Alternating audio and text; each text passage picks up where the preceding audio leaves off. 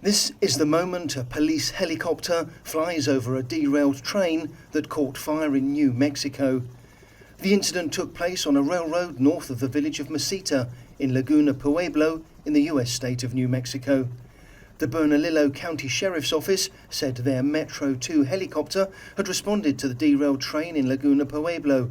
No injuries were reported, but much of the cargo appeared damaged. According to a spokesperson for the Burlington Northern Santa Fe Railroad, a locomotive and several carriages had derailed. Most of the cargo was badly damaged, but the train was not carrying any hazardous materials, so there were no environmental concerns.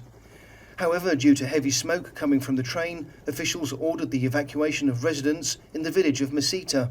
The families were able to return to their homes the next day. After the incident, both sides of the rail track remained blocked and services were suspended.